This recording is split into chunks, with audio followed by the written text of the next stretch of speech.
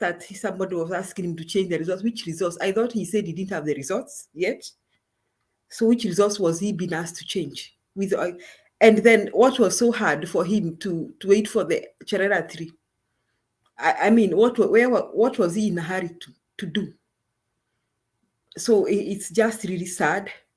And I want to tell the viewers that if there are people who are surprised, if there are people who wanted this explanation, it's the people from Mount Kenya region.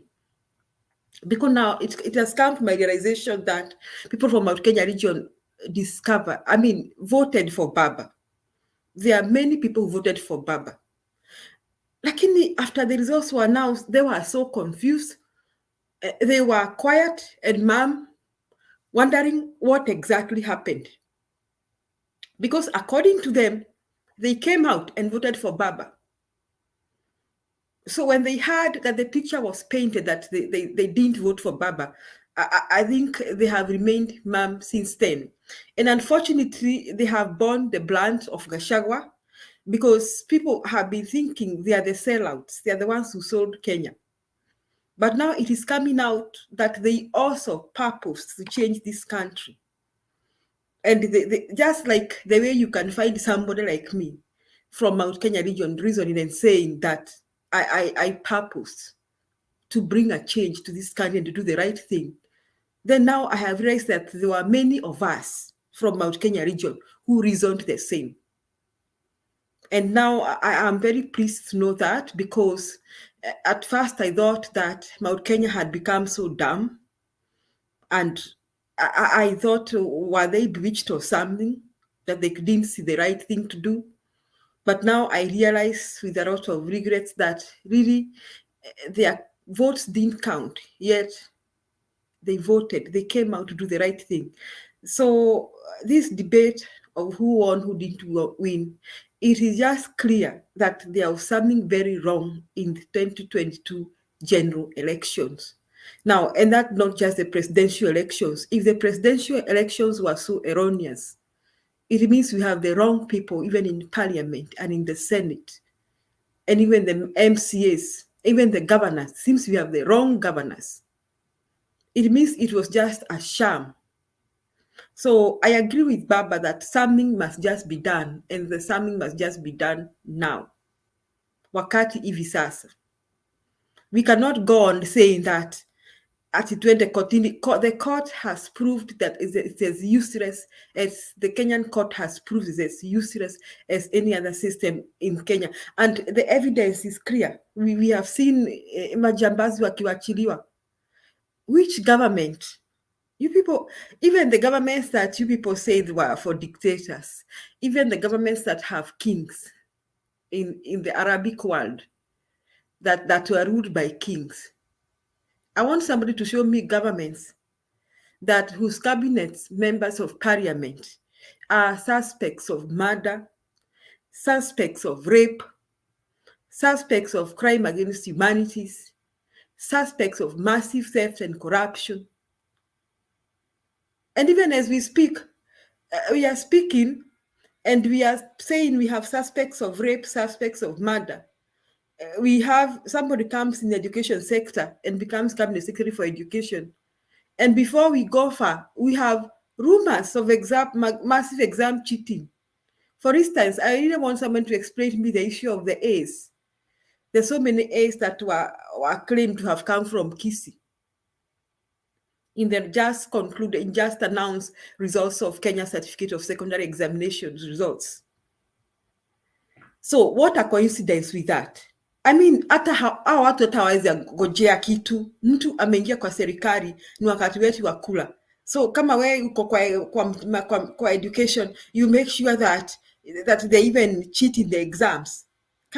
This is what you people, mzalendos and the others who come here kutetea hii serikali ya majambazi.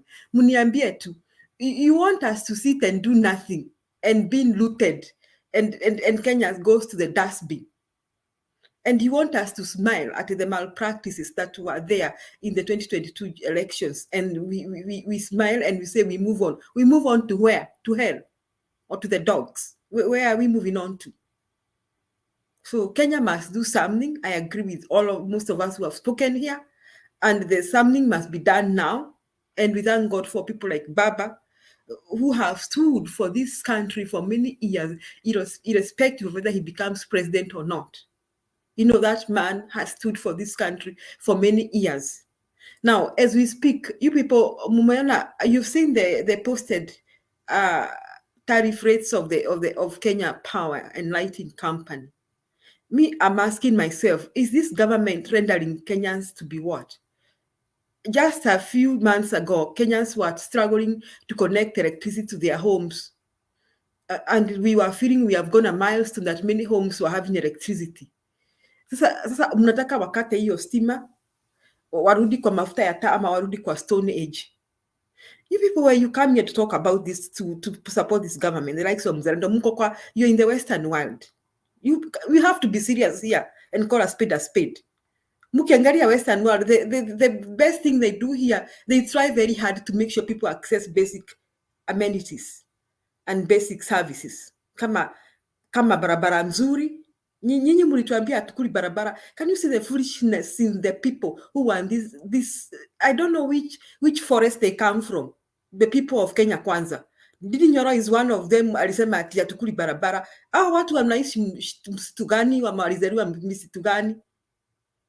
If you come to America, these people work very hard to make sure that people have the basics. Niko na barabara. So if I drive out of my house, I get to a good, not even my house, even where I'm driving from, I am driving on a good pavement. So hata ukinunua gari hapa, inaishi miaka mingi because you rarely come across potholes. Now, they make sure people have electricity. These people, even the poor of the poorest, they really struggle. They really struggle to make sure they have water, clean water. They make sure people, yani, tunaishi kwa nchi ya majambazi wenye they don't know what Kenyans need. Uhuru was struggling very much. You people, you come here to condemn Uhuru. When Uhuru was here, we were accessing a lot of basic amenities. Kwa sababu, what about kupeleka watoto shule? He was trying even to provide subsidies so that people can go to school. These people want to render Kenyan education, Kenyans illiterate. Imagine mtu ameingilia mpaka HELB, Higher Education Loan Board. Mtu ameingilia ameanza kusema kwamba ati my universities wache kupewa pesa, ati they are stealing. Why don't you stop the stealing? It is not that you punish the students because someone is stealing the university. Catch the thieves and take them to jail. And employ new dons and new professors who can manage those universities without stealing the money. So this guy is busy rendering Kenyans illiterate. He's interfering from power to every sector. Leo, this guy is just a big liar. What shall I do? I pray very hard that I don't hear the sound of William Ruto in my ears. Because kwa bahati mbaya nilimsikia sijui ni leo akisema kwamba ati hawa watu waliwacha bei ya unga. Who drove the bay of unga to where it is? Is it Uhuru or Ruto? Somebody, people who are in Kenya can come here and tell us who drove the price of unga to where it is. Just somebody, I think it is Joshua Osolo, I heard you say. I don't know whether it's you. Sikuangalia. Lakini sijui kama wewe ndio ulisema kwamba the euro was 90 something. Just when the other day Uhuru was president. When euro inakimbia inaenda wapi after 3-4 months? What is wrong with you people supporting Kenya Kwanza? What miracle was Uhuru doing? Yes, Joshua, go on. Wakati Uhuru alitoka ilikuwa 99 Kenya shillings. By 6 months time inafika 135.5. Angalia kwa Google. Google is your friend to answer everybody. It is going 135 something, going up. And even the dollar, the same thing has happened to the dollar. And so it means it is very expensive for Kenyans to import stuff. So Ruto alikuwa naropokwa leo sijui kama ni jana akisema kwamba ati these people left the price of food very high, ati nataka ati nimeregister wakulima, ati ninajaribu ni wakulima wangani ameregister. That's registering help Kenyans. What is that stupidity that he's trying to show us here? What Kenyans need is food. Is he going to force those farmers to farm if they don't want to farm? Kama niko na shamba Joshua, utanilazimisha nipande mahindi kama mimi napenda kupanda mtama. Will you force me? Nonsense. So why is he registering? For his own selfish needs. Maybe he has been asked for some numbers somewhere where people can donate maybe fertilizer and then he'll sell to the farmers. And then that is nonsense. He should have told us, saizi mnaona hivi, nimejenga Kimarel na Royal Dam, inaisha, anatuonyesha picha. He should have told us that I'm creating irrigation projects. I have already done 3 months down the line to calm the issue of climate issues in this country. And then he's telling us in 6 months, what is wrong with this guy? You know, today I was watching him and I was watching the body language of that man. First I saw he's very nervous. Nikaona huyu mtu ametetemeshwa, he was very nervous when he was stamping his chest akisema ati mtajua hamjui. And then he's saying that he has invited the KDF to Nairobi. And I was asking myself, did he call them to beat up people maybe on Sunday? He's been condemned of removing the KDF from working in Nairobi because who had worked very well with Kenya Meat Commission and they were doing a good job. Or is he trying to justify this man, this idiot from Rift Valley? What is his name again? What is his name? I've forgotten his name. Finally, I've forgotten his name. This member of parliament who is another idiot from Rift Valley, who was saying that Sudi. This idiot Sudi, who was saying that, who was insulting Chief of General Staff Ogola. These are idiots. You drag the army men. You people, do you know the Kenyan army needs a pat on their back, and we should respect them? Because with all the issues we have had in Kenya, the Kenya army has resisted and desisted and prevented themselves from interfering with our political problems. They have been very disciplined. In fact, we should call them disciplined, our disciplined forces. But Sudi is bringing in Ogola. Let me ask myself, if I am Ogola and somebody is insulting me, Kira Kuchao, you people, if you have an influence in a certain sector, go to that person's mind. They are pushing them to the wall to do the unthinkable. So Sudi and the others should be advised that even if you are planning something against the army, unyamaze tu. Sudi thinks Sudi is Ruto's dog. So Ruto is sending his dogs to hurl insults on the army men, thinking that those insults will intimidate them. I don't know. Sometimes kimya kingi kinasaidia sana. Kama angelijua, angelinyamaza hiyo maneno na angekuwa anaongea hiyo matope. Sudi will not be talking that matope. He's talking about the Kenyan. Then I was also surprised that Sudi is dragging Uhuru. I don't know. Is he dragging Uhuru in Raila's Kamkuji meetings? I don't know. People, did you see Uhuru in those meetings? I don't know how Uhuru is coming in here. These people, when they open their mouths, the word Uhuru comes out of their mouths. Something, they have a disease of the word, the name Uhuru coming out of their mouths every now and then.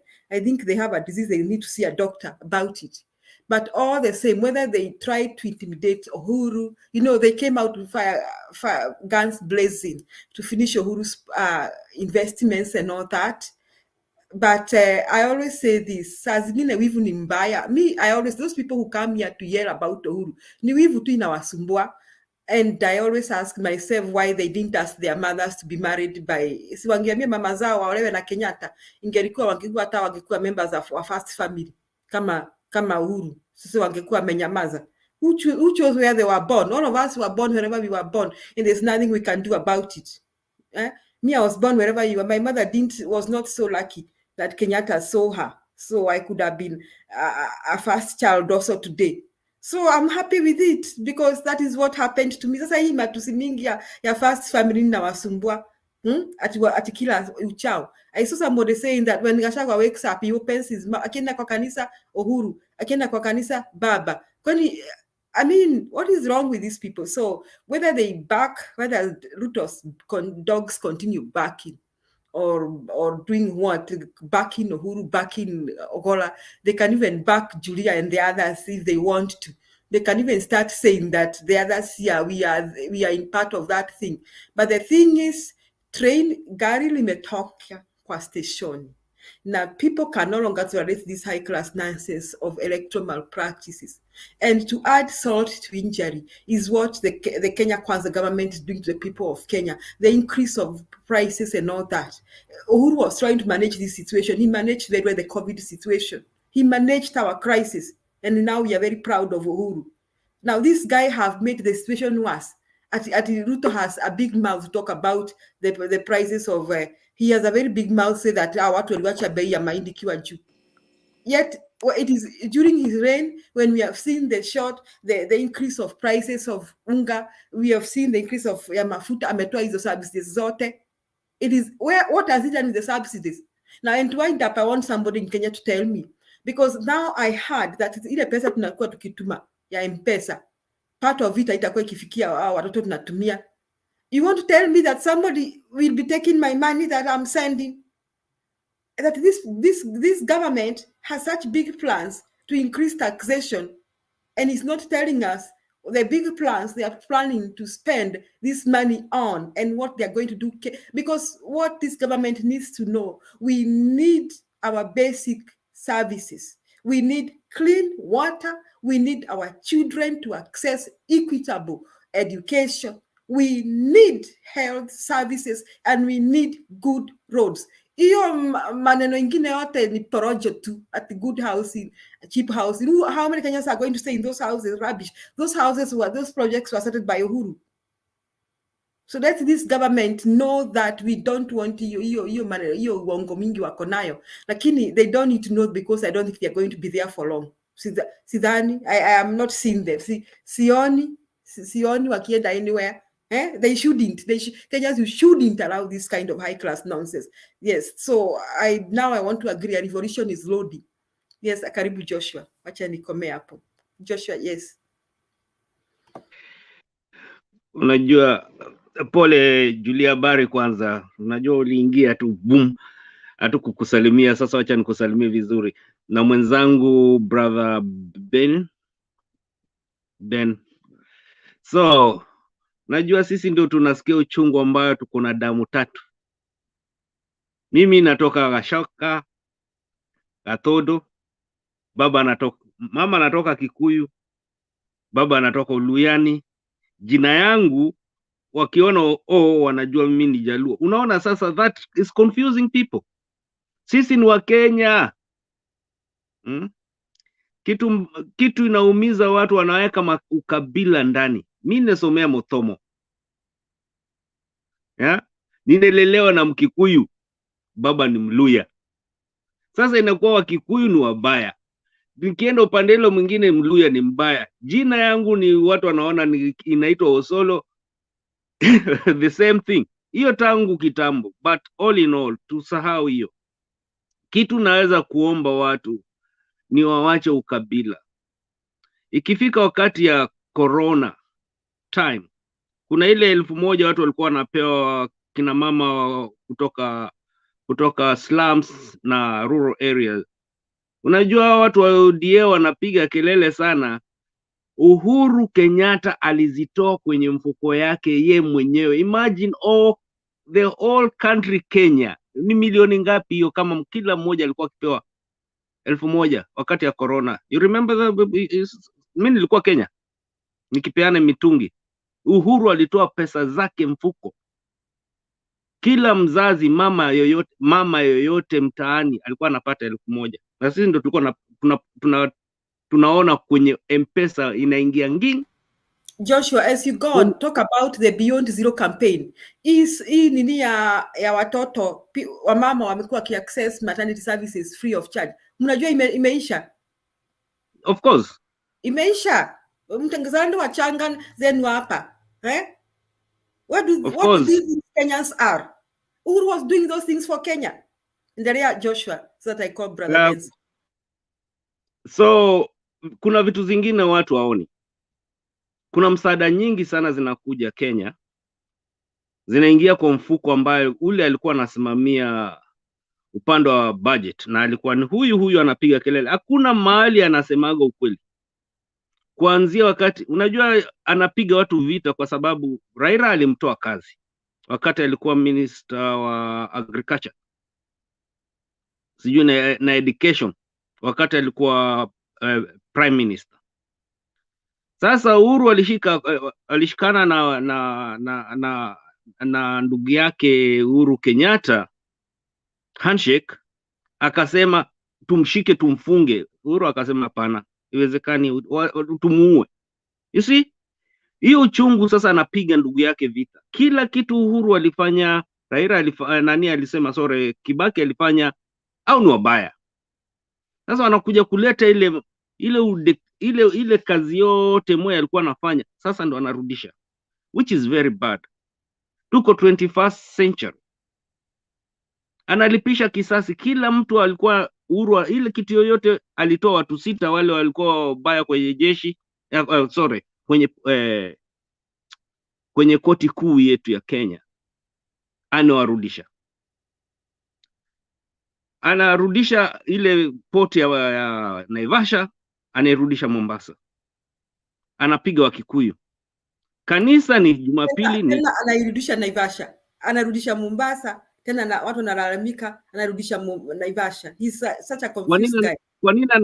Kwa nini anarudisha Mombasa?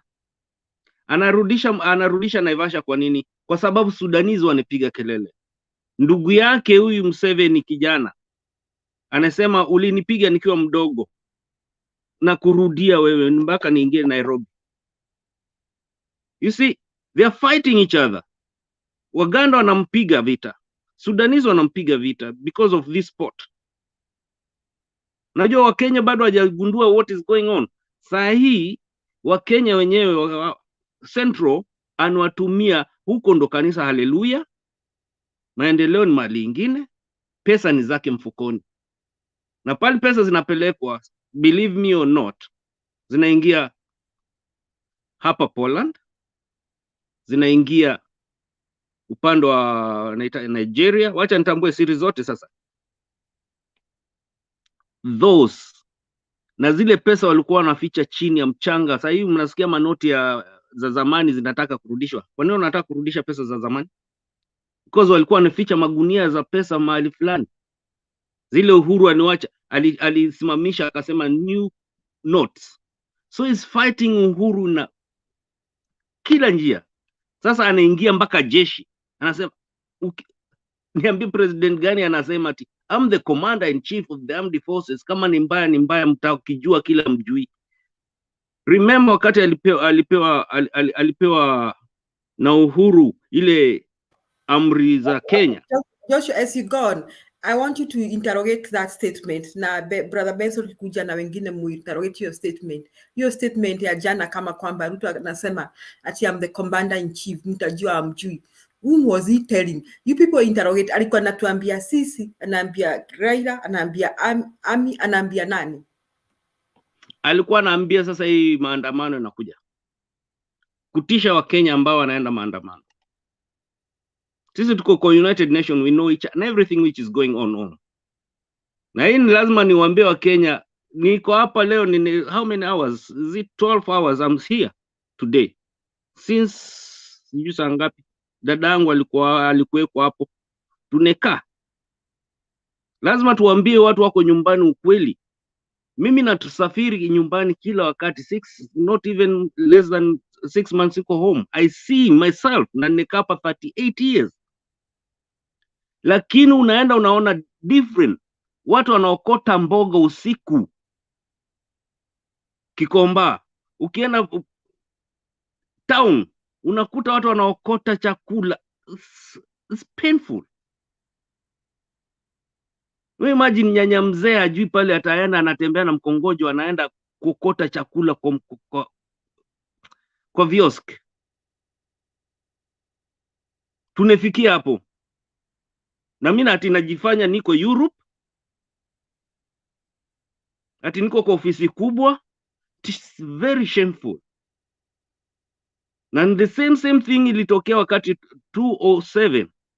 Mimi nitoke huku niokote pesa kutoka huku niende kuokota watu molo sijui nini, tunatutupia marisasi. Tunatoka Europe.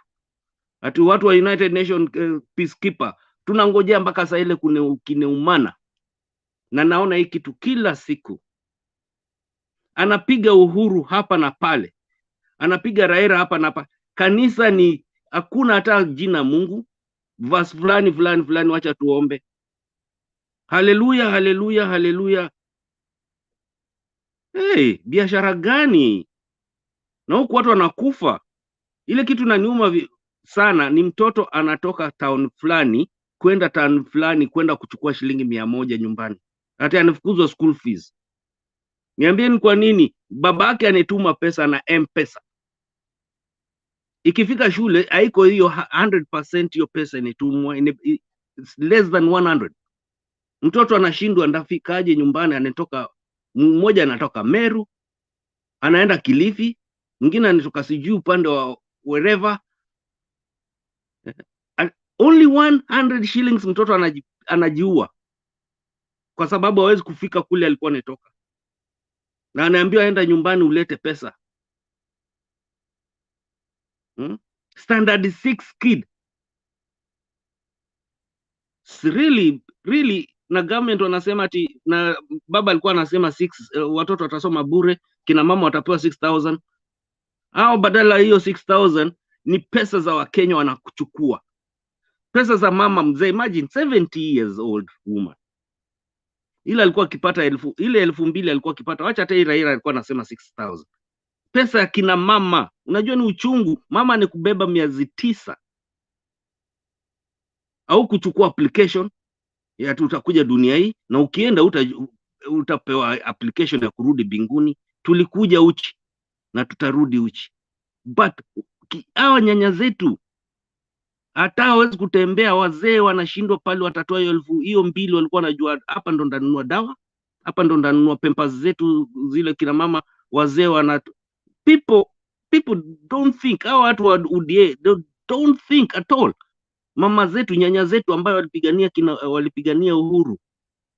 Hawa watu wajui maumau ni nini, wanasema mambo ya maumau. It's nonsense, because maumau bila babake Raila alisema bila Kenyatta na wale walipigania uhuru, there is no peace. Hakuna hatuwezi kusikizana hapa. Na ndio alimpa jina Uhuru Kenyatta. Alikuwa jina Jomo Kenyatta alikuwa kijua Jonathan. Wanasahau ukabile naanza juzi Moi akichukua, na Moi tulimpatia bure. Moi akaomba msamaha. Ruto anakuwa sasa ni kulia machozi, na hapa anarudi. Mimi nakwambia hapa tutamfunga sisi. Mtu anataka kuona video zangu zote ambayo ninaweka mtandao, hii ambayo nazungumza kwa Mutembei ni kidogo. Ruto pale hapa akililia machozi hapa nikiwa kwa hiyo kiti, na bado hapo ndo namrudisha. Wacha kina Duke wanazungumza matope. Mama zangu, nyinyi mama zetu, hakuna mtu atacheza na mama na mwanamke yoyote. Tuangalie na watoto kwanza. Nyanya zetu wanalia, wacha sisi wanaume tunaweza kuvumilia, tutakula matope. Tunatoka kwa ndio wanaitaje corona. Tunafika mahali ingine sasa hii hakuna chakula, kiangazi ndio hiyo, locusts zilikweko, all these temptations. Alafu huyu anakuja anaiba helikopta sijui ngapi, bilioni ngapi, wote ambao wakiulizwa na hiyo yote cabinet walikuwa wanasema vitu za uongo. Quarter of what they earn, ile wako nayo quarter. Hawezi kusema ati nilikuwa na bilioni fulani. That is what is bad. Lakini wanakuja watoto wengine hapa, kina Duke ni rika mtoto wangu, hata mtoto wangu ni mkubwa. Duke hajafikisha hizo miaka, but anaweko ni vile ndasemaje, Russians wanaweko uonga, wanaenda kupigana na Orkaen na ni ndugu moja. Mara ni kama vile ilitokea wakati ya Afrika wanahitaji hapa Rwanda na Burundi, the same people. We are Africans. Huko Americans tunaitwaje? Angalia polisi vile wanapiga watu. Alafu Karen ni wale ambao ni racist kabisa, wanaitwa Karen, ama sivyo upande ya Amerika. And the same thing, you are African, you are nothing.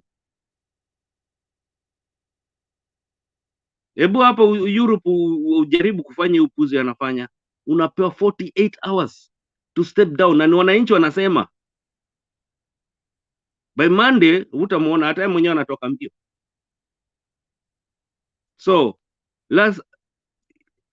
let us keep asi mambo ya pisa hizi, lazima kitu kitokee, kwa sababu huyu mtu anekuwa kichwa ngumu. Akishafika mahali anasema I'm the chief, mimi ni commander in chief of the armed forces, na mtajua mjui. Wakati ya kuapishwa, badala kuzungumza kuchukua kwanza ile amri zetu za Kenya kuinua juu kwanza, alichukua karushia Gachagua. Sasa ile ya panga ndo anachushika anaweka juu kuonesha mimi ndio mimi huyu sasa nishaichukua. Nonsense. Kwanza bibi yake anasema naokoka, endo alikuwa kwanza kuamka kwa kiti. Hata hajaanaunsiwa, lakini bibi ashaamka. Hajaanaunsiwa, wakaleta mama yake ndani. Mama mzee, hata wana heshima na mama mzazi, unaleta pale, kuna anajua hapa kitaumana, mpaka akaambiwa na security, tafadhali chukueni huyu mama mpeleke mbali kwenye security, umtoeni muweke mahali ingine, kwa sababu hapa kitaumana. Na kweli kiliumana. Uliona viti zilitupwa, huyo mama angekufa hapo. Hakufikiria hata mama yake, ndio ujue huyu mtu ni wazimu. Sorry, thanks. Asante Joshua, you can paste your link to the viewers. They follow your videos they need to watch, because I think Kenyans need to be reminded this thing ya mtajua amjui, asisahau kwamba it was just that day he was in Hague and his case has not been dismissed in Hague. Kesi yake bado iko haikuisha, haijaisha. Asisahau kama kwamba kesi yake haijaisha. He should not forget that.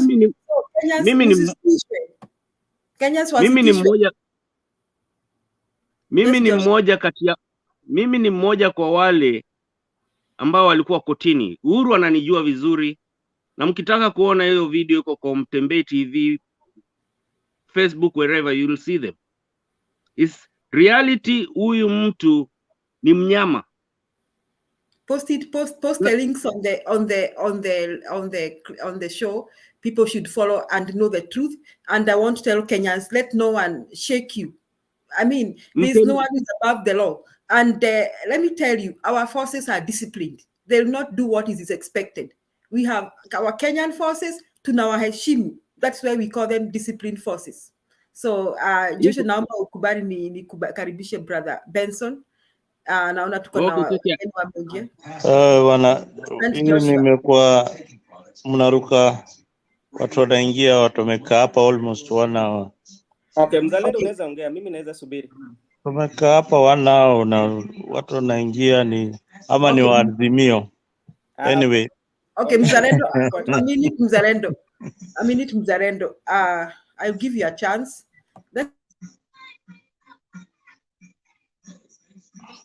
I apologize, I think tumeongea sana, but let's allow the people who have come to speak briefly, and then we can come back. Muzalendo, nakuomba because I just want to leave because nataka tu kusema tu kitu moja alafu niondoke. Moja tu. Okay. Mimi naondoka tu sai. Endelea. Kwanza nataka kuanza na Dominic. Dom, about maybe 40 minutes ago, 1 hour, you alluded that hii story ya GMO inaleta cancer. I don't know whether you have got any scientific backing ya hiyo story ama hizi ni vitu tu watu husema. I need somebody to come up with any backing ya hiyo. Na kitu pia Dom, lazima ujue baba akiwa prime minister bunge alisema GMO lazima ikubaliwe, na hiyo ni technology, na wale watu wanakataa GMO ni wale watu wa embrace technology at all. So this double speak, kuna watu wako na double standard. Wacha tu nimalize, you had your time. Utaongea on the issue of kazi kwa vijana.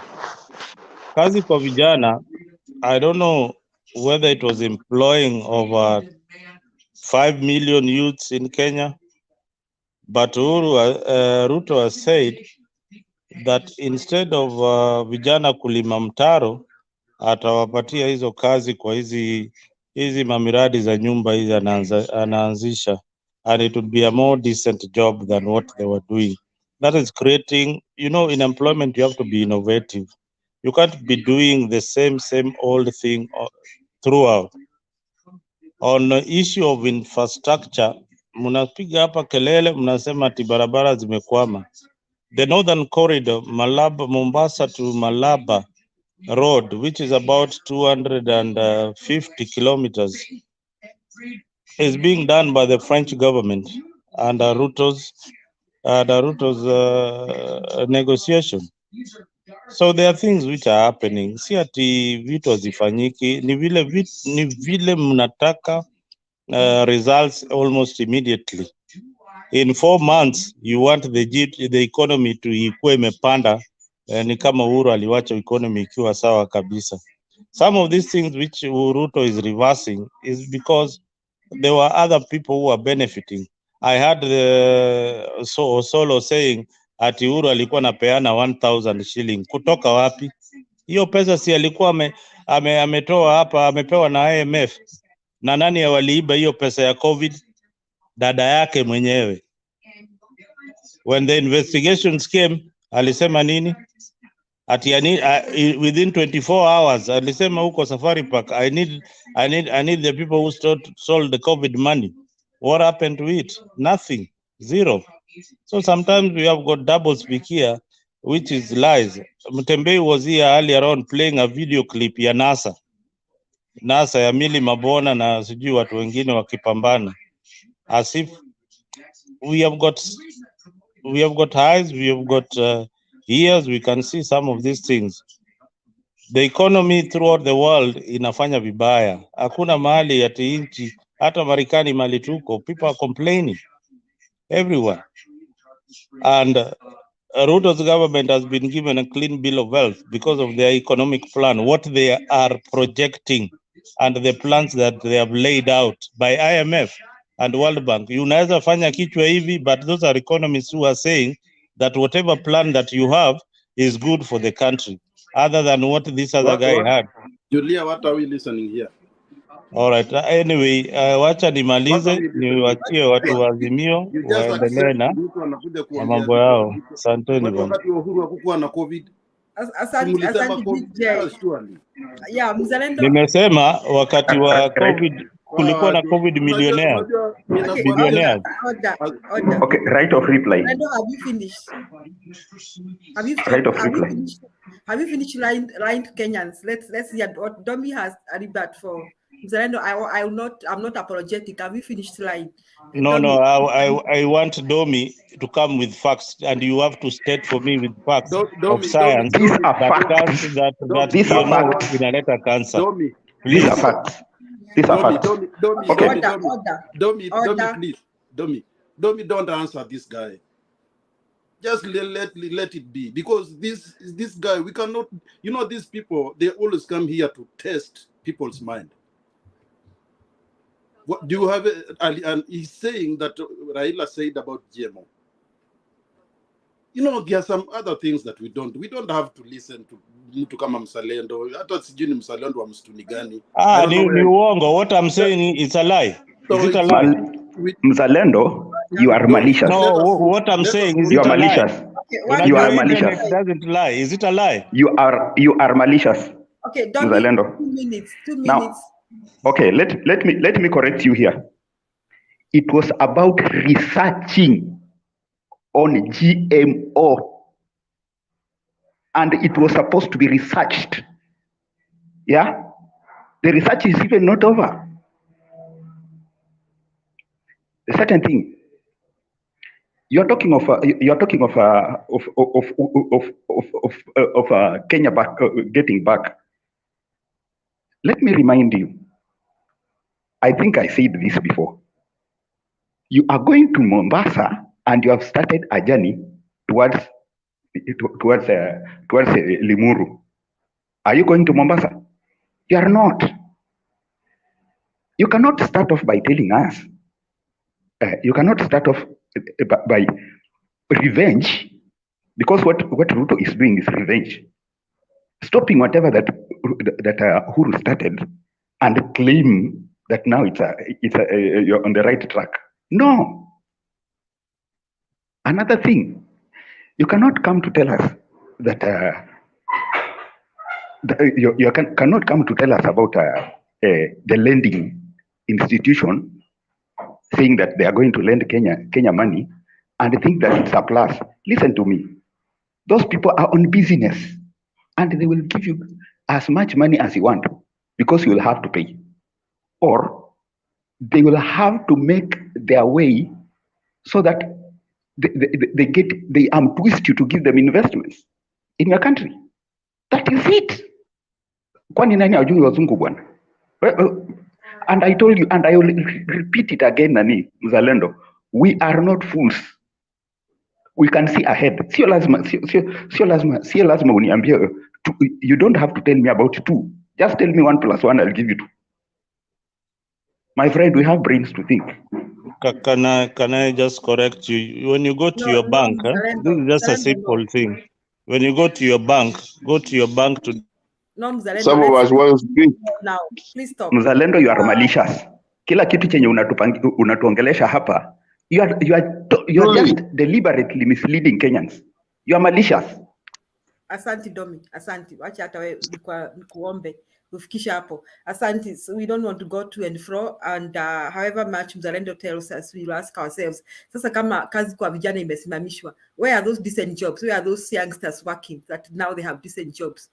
Msituletee hapa, mmepora hiyo pesa ya kazi kwa vijana, alafu mnatuambia mwaletea decent jobs. We will not buy that, Mzalendo. And if you continue defending thieves here and thugs and a government from hell, I begin to ask myself about your moral values. I'm sorry to say that. Brother Benson, karibu. Hey, habari gani?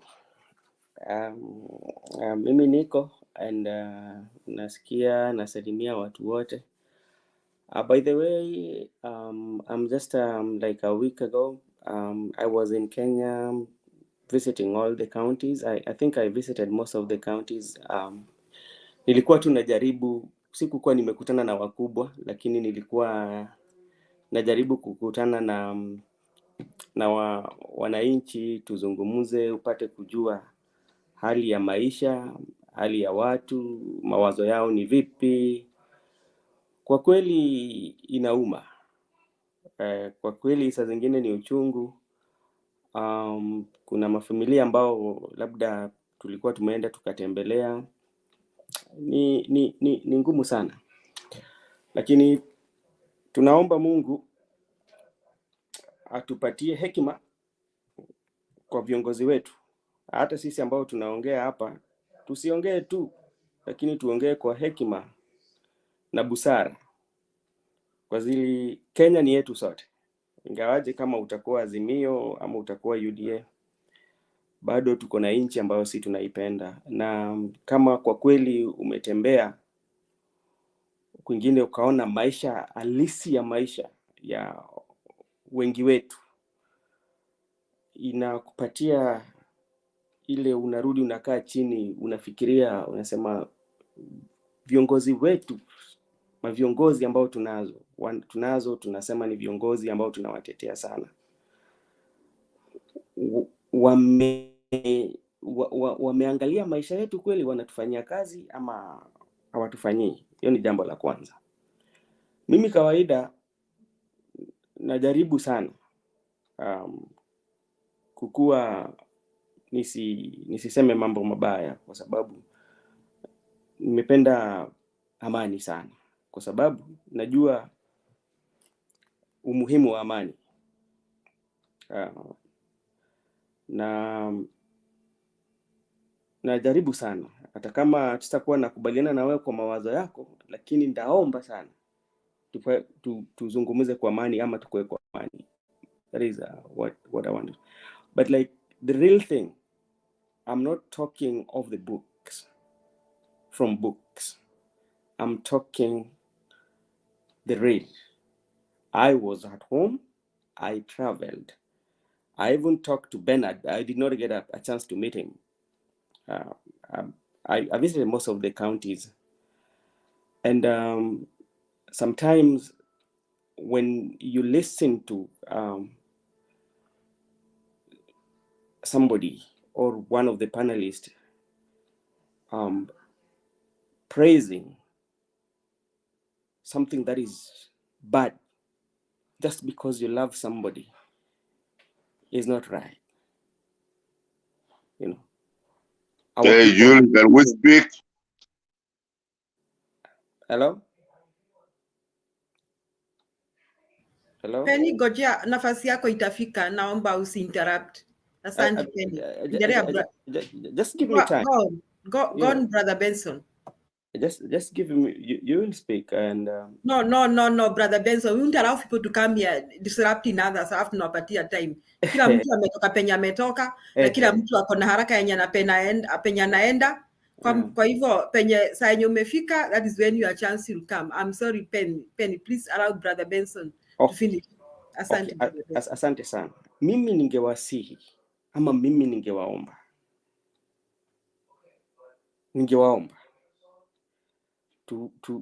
tufikirie sana kwa nchi ambayo sisi tunataka. Tusifurahie kwa sababu labda leo mtu ako na uongozi. Tusifikirie hivyo kwamba leo tuko na uongozi, tutaongea na sikuwe na watu tunaongea na kimabavu ni mzuri, lakini fikiria nchi yako. Tuseme vitu ambazo ziko na busara. Hapa hao viongozi wetu wakikosea, wenye tunaona kuna mahali wanakosea, tuseme ili tusaidie nchi. Hata tuseme kwamba the majority, let's say like right now, the majority of transaction back at home is through M-Pesa. Some people even like send the money in the banks through M-Pesa. And like this, if you have banks in Kenya, by 1st of January, the transaction fee for the banks went higher. I don't know whether you know about that. And somebody went to court, but still, even like the central bank warned the banks that they should lower, because the case, there's a matter in the court. But still, if you check those rates are high. But the majority of people are using M-Pesa are the common men, the people on below the pyramid, you know. And we say like he's doing a good job. I don't think he's not doing a good job. Things need to change, you know. And this kind of like platform, this is the place whereby like we need to reason very soberly and tuambie dunia ukweli wa mambo. Tusiegemee upande wote. Tuseme ukweli ili wale watu ambao wanakuja, because there's a generation that is coming. Let this generation know the truth. And when this revolution is happening, they don't just celebrate the revolution, but they know what they are looking for. Let them just not go to the street that we are going to street. Let's go to the street with a reason, telling them the truth that this is the reason why we are going to the street. We are not going to the street to loot, but we are going to the street to take our country back. Our country is in the wrong hands, so we are going to take it. We might not take it today, but we are taking it. That is the only thing I can say. Asante, Brother Benson. We are rescuing our country. Kunyeshe, kusinyeshe. Karibu Big J. Then we'll go to Pen. Thank you, Julia. Actually, nilikuwa hapa, nilitoka nikaenda mahali kidogo shughuli, ndio nimerudi. Nilikuwa hapa na I think nilikuwa na Joshua.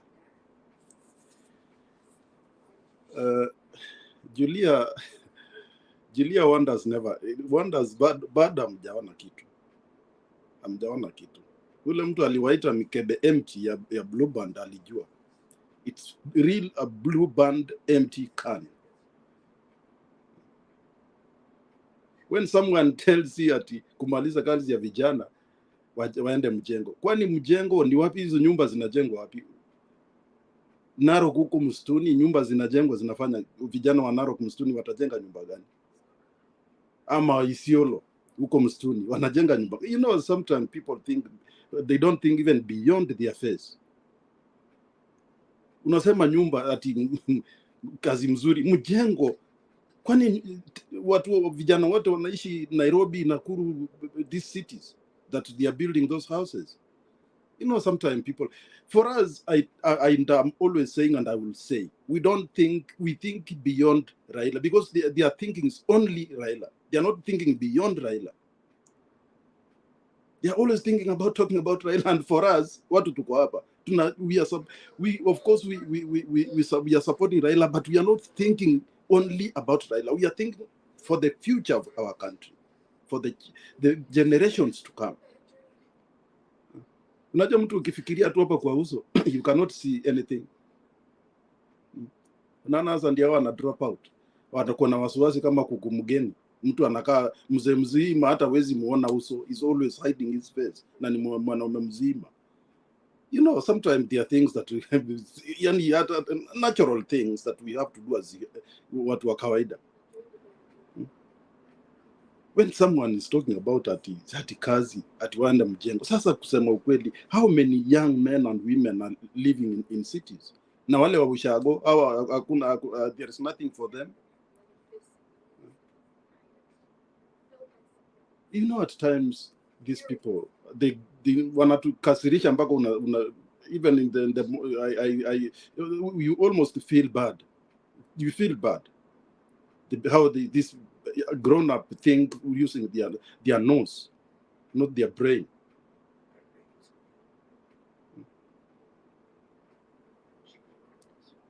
Sasa, how can you a full government do business ya kupatia watu 500 shillings? Badala hiyo kazi wangepatia banks na watengeneze rules vile interest rates, vile vijana watapewa pesa hiyo interest rates at least, na iwe pesa at least mtu anaweza fanya kazi. Sasa 500 ni kununua wachangana na kukunya Julia, kusema ukweli. That means you want to make more drunkard boys and girls, because hiyo 500 obviously watanunua changana. And people think that is a very good, that there is economic what? Na hiyo ni pesa ambayo sio pesa ati imetoka kwa it's not approved in parliament. That means that is somebody's business. It's not actually government. Kwa sababu everything that government does, it goes through parliament. Parliament inatoa hiyo pesa ya kufanya hiyo kazi. So, I mean, there are a lot of things that I really wonder how people are thinking. Mwingine anakuja hapa anatuambia ati sisi watu mko kwa hii panels, you are jokers, ati you are comedians. We are comedians. They don't see how serious we are about life. We think very serious about life because we have a lot of people at home who are looking at us. Unalipia watu school fees mpaka hata unashindwa, hii ni maisha gani? This has never happened before. This has never happened before. Ati wa Kenya hawana chakula na sio kiangazi. Wakati wa Kenya wanaenda kuvuna, ndio unaanza kuingisha mahindi, unaanza kuingisha mchele, na wakulima sasa ndio chakula yao imekuwa tayari wauze. Sasa that's why watoto wanashinda kwenda shule, because wakulima, watoto wengi wamesomea mahindi, wazazi wanauza mahindi, watoto wanapata school fees. Why then? What kind of future are you thinking about if you don't think the future of children, schools, students? Unajua, there is one thing, very simple thing that ukitaka kumanage, kucontrol binadamu, namba moja wafanye maskini. Na unajua naye Ruto alipiga hesabu akaona Central vijana wengi ni walevi. Sasa akitoa 500 hawa vijana ndio watakunywa pombe zaidi na our control zaidi. That is the fact. Those are things that they are using, the weapon, a very simple weapon, to rule people, to control the minds of young people. This country will not live like this. We cannot accept this to go like this. Julius, I don't know, will you watch here Marjan akihojiwa? But I realize Marjan is a very open person. Yeah, ali spilled everything. Alisema everything happened in Chebukati. Alafu mtu anakuja anatuambia ati election was fair. Na announce the results to announce sio 34As. Sorry, 34Cs. 34C ndio inatakikana kutangaza results. So where are we? Why are we just diverting something which is very clear, very open? And we pretend that we love our country. Which country do you love? You love impunity? You love impunity. That only the rich people will get fairness in courts. But the poor person, I gave this example that mbona wajaachilia wale rapists. They are rapists who are now in jail because they are poor. Wanaachilia wa matajina kuwapatia kazi. They are now CSs wa agriculture. And sijui nini. The murderers, kina Jumwa who killed people. Kina the MP killed a person and Chebukati never revoked his election. And that's what the election law says. Kukuwa na nini vitu kama hizo, that MP should be election should be revoked. What are we talking about here? Yani, have these people taking us for fools? Na wanasema ati they are very clever, sisi ni wajinga. Wajinga kitu gani? Watu hata kuna mwingine alisema ati siku hizi Ruto anaitwa Ruto mtosha ushuru. He's just thinking about taxes. And I don't know why he's thinking about taxes, taxing a small person, and he's leaving the big fish. Kama mtu akona 2 billion taxes hakulipa ya serikali. Kwa nini asiende kwa hiyo pesa, collect kwanza hiyo ndio aende kwa wale watu wadogo basi? At least it will show that he's doing something. But you are going for the small person and the big person who's owning the government 2 billion, unaenda unamwachilia kesi yake inakuwa withdrawn. Surely. Alafu mtu unakuja hapa bila aibu na ujinga yako yote, unaona sisi ni wajinga kama wewe. Na kama uko na ujinga kama hiyo, peleka kwa bibi yako ama mama yako. Ujinga sisi hatutakubali. Take your stupidity from here, because actually you are taking us for a ride which we cannot accept. Thank you, Julia. Wacha tu nisikasirike. Asante. I hope Big J, after all this, Chebukati will be sued for treason. He performed an electoral coup against the people of Kenya, and so that, and never again will anybody in his normal senses think of doing such a thing. Alafu mimi nasema kama baba yako ni mwizi, afadhali kunyamaza. Ukianza kutetea huyo baba yako mwizi, tunasema hata wewe ni mwizi. So I want to tell those who are coming to kutetea Kenya kwanza, msituletee hiyo maneno ya kutetea Kenya kwanza, because hata wewe tutakuita mwizi, jambazi, etc. Don't come here to tell us nonsense of any good thing Kenya kwanza is doing. They are not doing any good thing. They are making Kenyans more miserable. You can tell us other things, lakini usituambie ati Ruto ni hii, Ruto ni hapana. We no longer buy that here. Maybe when Bernard is here, but we'll not buy it. I'm sorry. Wamama kibao mbele na kuomba nikubali pen aongee, inakaa na shinda ya network, anakaa tolewa nje. Karibu mzee wetu pen. Karibu. Asante sana Julie. Hata ukinigombanisha namna gani, mimi siwezi kukasirika na wewe. Mimi napenda kuja kwa show yako. Ukikasirika na mimi ni mzuri. Wacha nikwambie. Maneno ya siasa, Julie, hatuendi hapo. Please, I called you today and I punished myself to tell you about education. You're an educator. Education. Kusema ati wa Kisii wameiba mtihani ni uongo of stupidity. Wa Kisii, we happen to be very smart. Okay, Watoto wangu tatu wameenda. Tuambie hiyo maneno. I want you to tell us, Pen, ulisoma kwa gazeti kana kwamba there were allegations that half of the A's that were in Kenya are from Kisii. Maybe you can tell us about that. Go ahead. Yes. And Magoha was the Minister of Education. Not my friend Machogu. Machogu just come at the end when they were doing the exams. So then if those A's from Kisii were favored by Magoha, not Machogu. No, Pen. Most people are blaming Machogu for this. I mean, before you go on, KCSE imefanywa wakati Machogu is the cabinet secretary, and the grading and the marking and the analysis of the results were done when Machogu is the cabinet secretary. So the other cabinet secretary did not play any role kwa hiyo mtihani. Sasa usirete huyo nani kwa hiyo mtihani. No. As an educator, you should know that all those policies are passed in 5 months, 4 months, even before Machogu came there. Those were in place. No, Penny, I have to stop you from Julia, line.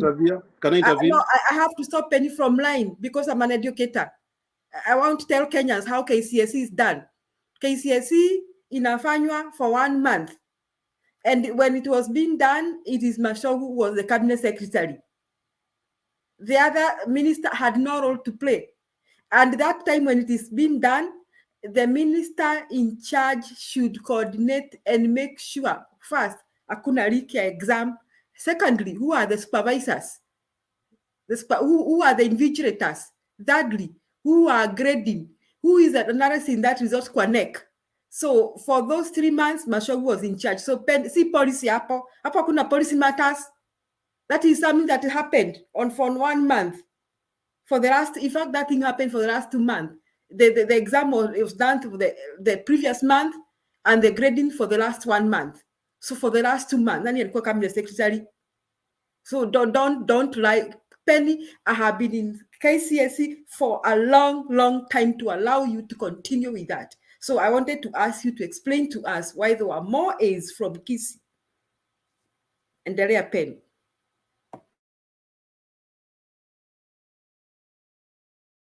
Pen, endelea, you are muted. Endelea.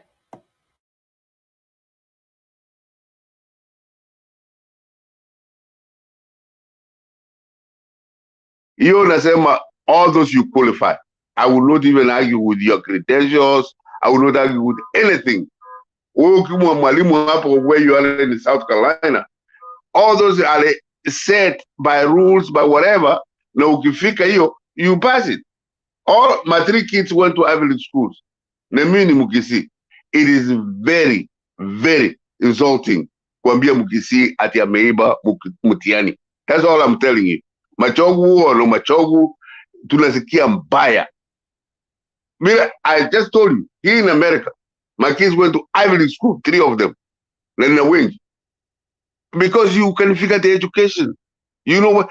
Unasikia Mkisii anasikia mbaya sana ukimwambia ameiba. And we have no defense, like in their Jais were there, like your Nyonas were there. Mukisii has no defense now. We are just left out there.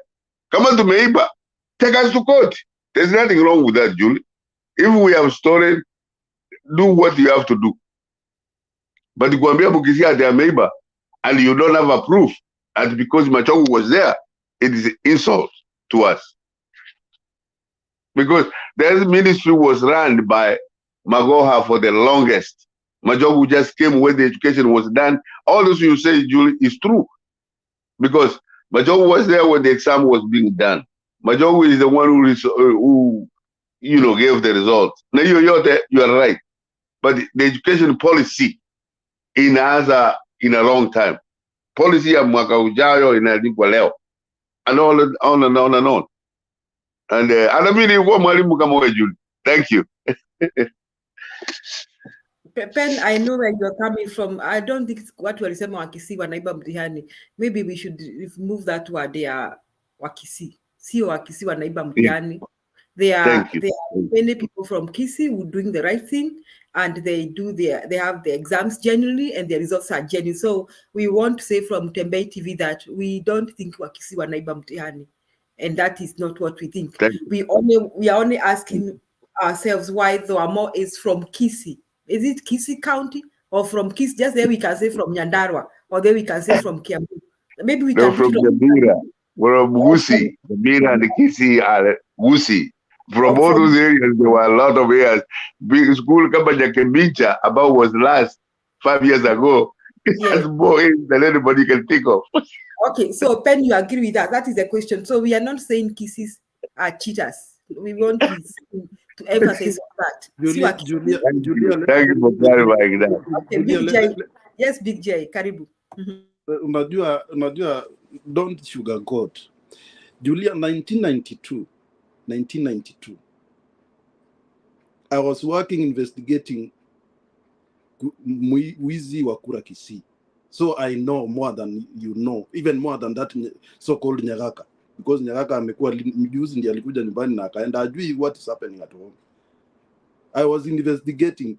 Mtihani watu wanakaa exams. Watoto wale wameko registered, somebody come and does for them. So please, wacha tu hiyo story tusipeleke mbali, tumalizie tu hapo. Yes, mlipata, which is a good thing, but sometime usione watu wamenyamaza hivi. Tumepitia maneno mingi. Unajua hili ndio ubaya. They think that everybody doesn't know. We know. Ni ile tunanyamaza, and kunyamaza kwetu si ati sisi ni wajinga. I'm telling you, Julia, I investigated. It was 1992. Trust me not. Watoto yani, like Julia, sasa wewe unakaa kwa mtihani. Mimi kazi yangu nalipwa nakuja na kufanyia mtihani. That happened. It's true. This time my ace sijui. Even why Mashawu is being blamed is because there is a way. That's why I'm still trying to correct Penny. The late cabinet secretary did not conduct his exams. The integrity of the exam is determined by so many things, and mostly what happens the last 2 months as the children sit for the exam, and as the grading goes on, and when the results are announced. So why there were so many when in Nyakimincha? It seems somebody went to NEC and manipulated those results in favor of those schools. There is a way Big J, these principals and administrators can go to NEC and get their way around and play with the statistics. Sasa unaenda NEC, Big J, unaulizwa shule yako inaitwa nini Big J? Unasema Nyakimincha. Unataka eggs gapi? Unasema nataka eggs 10. So they play around with the statistics at NEC. So the results come out like that. Even not just KCSE. Mnakumbuka KCP, and people were mad with me like black here. There's a school that is in Nandi. Hiyo shule ni ya matope. And really that school lacks facilities. Kabisa. Hata walimu hawana. And that school posted over 400 mean score. Nikashanga, for you to score a 400 mean score, you have put so much input. Resources, walimu kila kitu. So people are saying, why Julia are discriminating those kids? You are saying they cannot get. I know I'm an educator. I've been there. For you to get such mean scores, even for you to get one single A in a school, Big J, I taught high school students for so many years. You have to put so much investment in terms of time, revision, resources. Hizo vitu hazikujangi tu hivi. Sasa what the politicians are doing, they are back to square one. Now, our late cabinet secretary and Matiang had dealt with cheating. Matiang is one who hit on cheating. He hit hard for 3 years. Na ilikuanga ukipata B unaambiwa hili ni B ya Matiang. Wale watoto walifanya mtihani 2016, 2017, 2018, 2019 walikuwa naambiwa amepata A ya Matiang. Very powerful A. because it was a genuine A. But now, this guy, 3 months to just 3 months. Can you believe it, Kenyans? Yani kama si kuporwa pesa, tuna mtihani naibiwa. I mean, you people, you are telling us to be quiet and give Ruto another 6 months. Kenya will have gone to hell. Siji wa mama kibao mbele. Karibu. Asante sana Julie, nasalimia kila mtu. Good evening or good morning wherever you are. Ninawasikiliza kabisa na nimependa vile Penny anaongea akitaka kuleta akitaka tu kufanya sasa hiyo mitihani vile ilienda vizuri, ama anataka kulaumu wenye kuanza kama Magoha ndiye alikuwa pale. Lakini Julie umemweleza vizuri, like determining factor si vile Magoha alikuwa amefanya. Determining factor ni marking na hizo process yote within the 2 months. I think he should understand that. Everybody can understand that.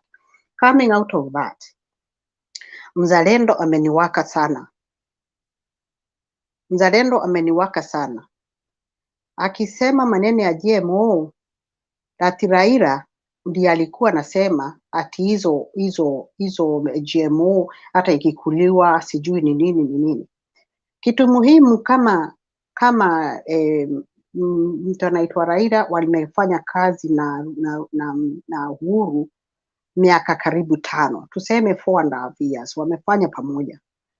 Na kama angetaka kuhimiza Uhuru alete GMO ingeletwa. Kitu ingine ningetaka kuongea mambo ya GMO, we are not even sure that GMO haiko Kenya saizi. Kwa nini? Before even aongee Moses Kuria aseme sijui hiyo GMO inakuja, within 2 days tulikuwa tunasema tuliambiwa there is some ship docking in Mombasa with I don't know how many 10,000 tons of maize. Hatujui kama hiyo mahindi tayari iko ndani ya Kenya na tayari imesambazwa. Ndio utakuwa unaona kwa duka, utapata mahindi, hii mahindi inauzwa shilingi 10 na hii mahindi inauzwa shilingi 5.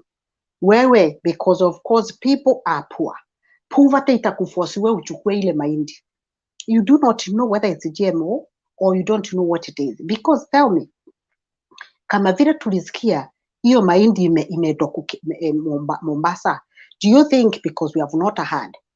Tulisikia wakati I think is 2017, 2018 there, Uhuru alienda Mombasa akasema hizo magari zote zimeletwa na mambo za chini zote they be crushed, and we heard that it was crushed. Sasa hii ship ilikuja Mombasa, ship sijui moja ama ni ngapi zilikuja Mombasa na tukasikia they are docking.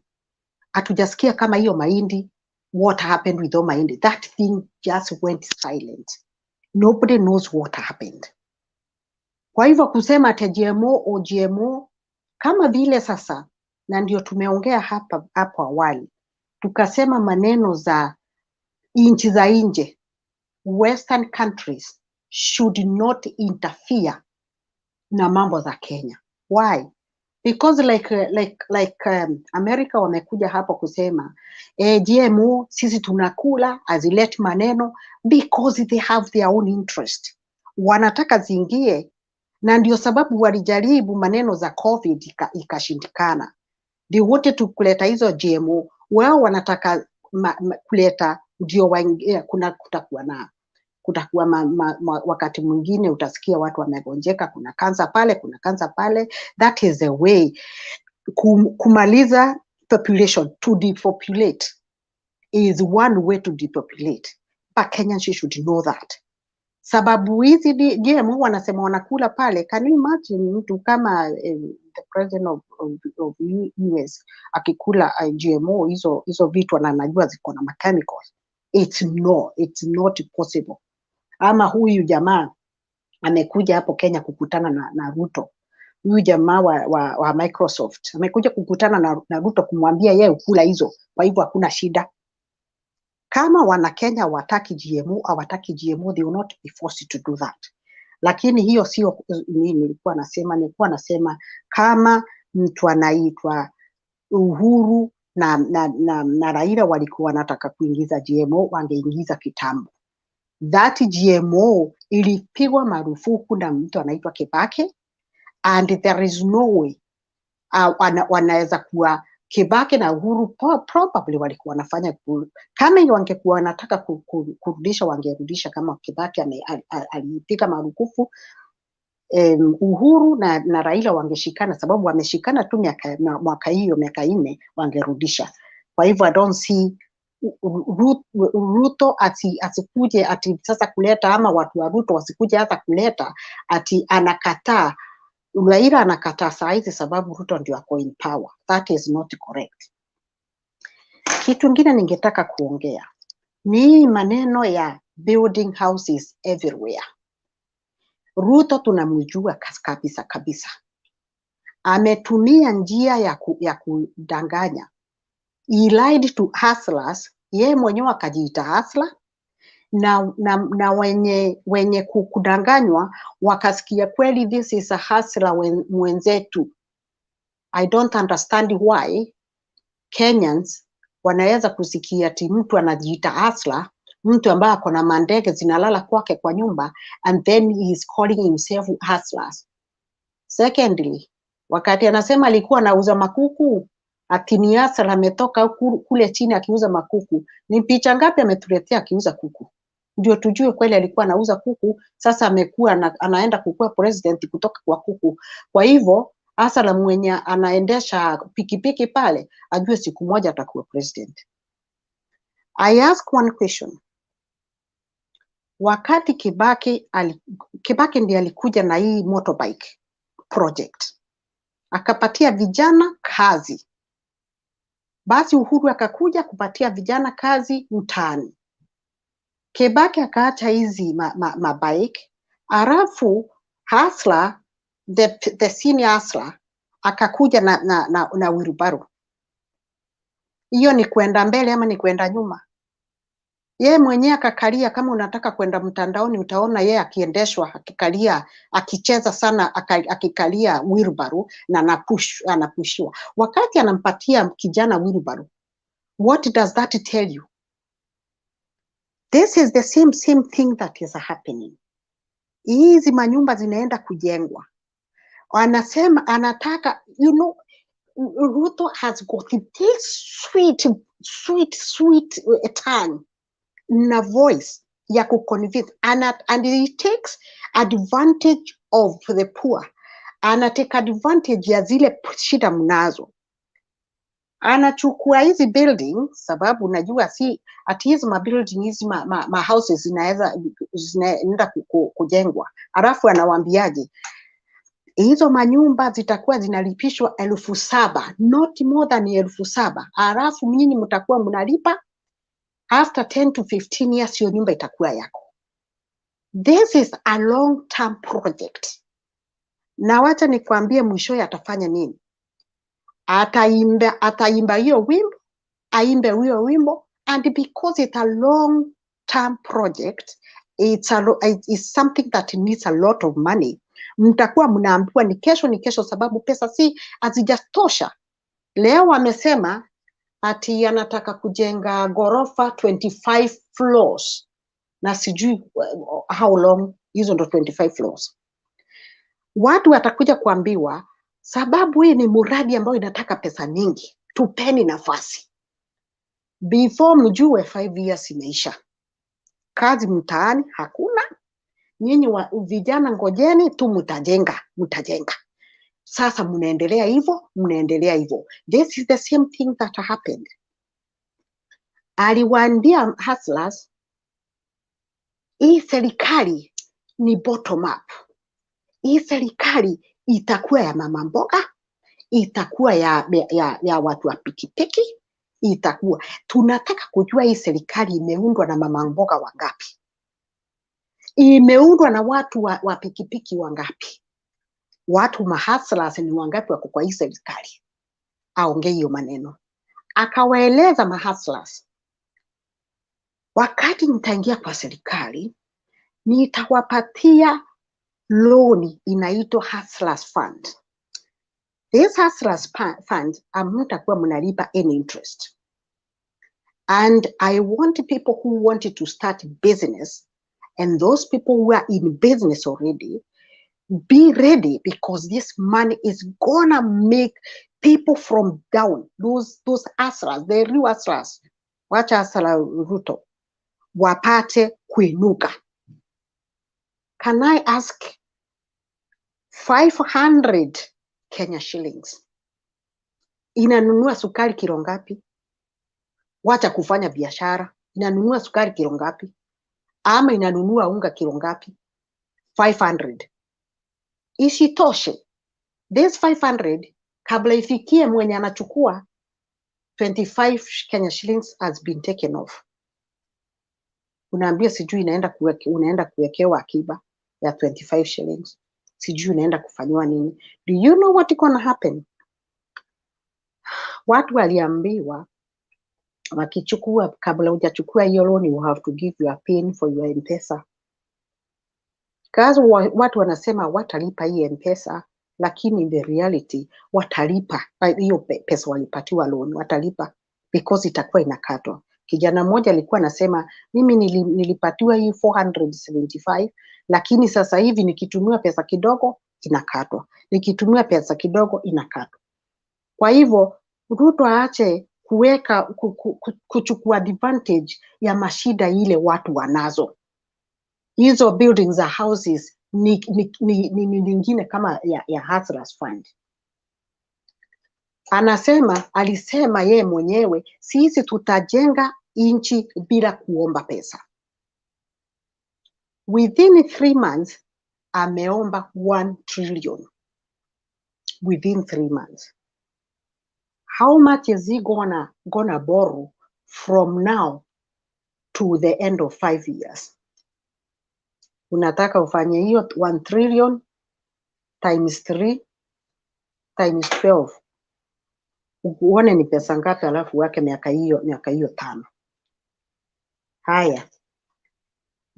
Ningeanza kuongea about pesa ambao saa hizi tukirudi kidogo kwa hizi manyumba zinasemekana zinajengwa. Now at the moment, if there is money which is available kwenda kujenga nyumba, first and foremost thing ni kuanza kufikiria watu wanakufa njaa. What has he done about it? Before tujenge manyumba, sababu watu watakula nyumba. People are hungry, people are dying. People are dying because of lack of facility in the hospital. Makoa probably kama kungekuwa na facilities nzuri angeokolewa. Hakuna madawa kwa mahospitali. Those are the first things. In fact, vitu za maana kwanza watu wakula washibe. Yeye alikuwa anaenda kuchukua mahindi, lakini kwake farmers are having their crops ready, they are harvesting, and they are showing their harvest. We have so much maize. What are we gonna do with this? But then yeye anaenda kuchukua mahindi analeta.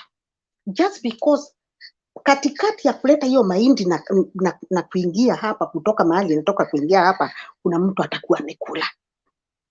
For how long people will continue suffering na watu wengine wanaendelea? Alafu katikati ya hizi unasikia pesa zinakuliwa katikati ya kuleta vitu na kufanya miradi. Hii miradi yote unasikia ni miradi, ndio pesa zianze kutoka. Hiyo miradi unasikia kujenga manyumba, kuzama nini. Kwani hizi pesa zinatumika? Ama hizi pesa zilikuwa zimeibiwa na tukasikia kuna watu wamepelekwa kotini na pesa zikasimamishwa. Lakini yeye kuingia, hizo pesa zirudishiwa watu wake, wale walikuwa, hata hiyo ilikuwa ni maneno ya siasa.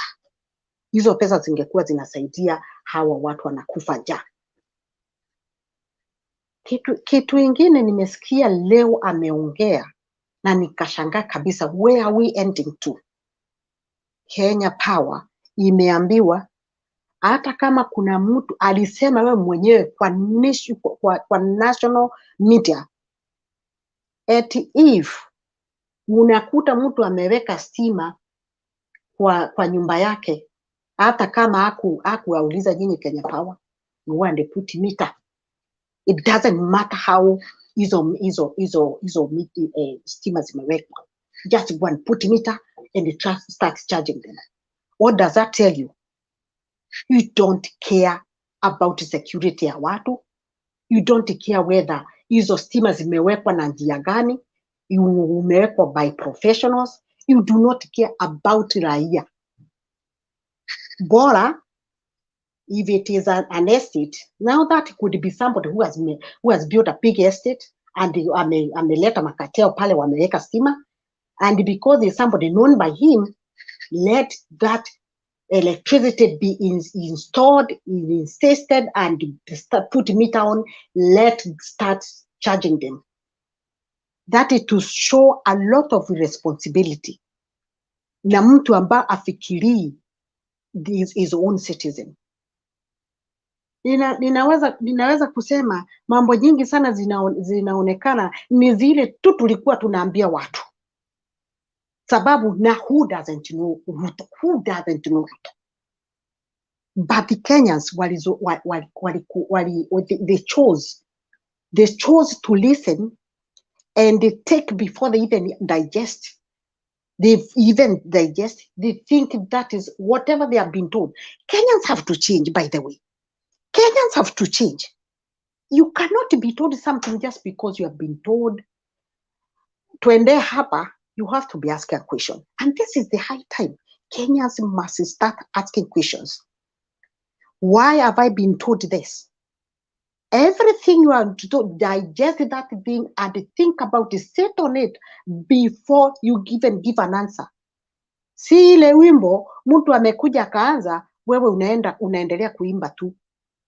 Sababu si nyimbo zote I mean, it's not all songs that goes with your rhythm.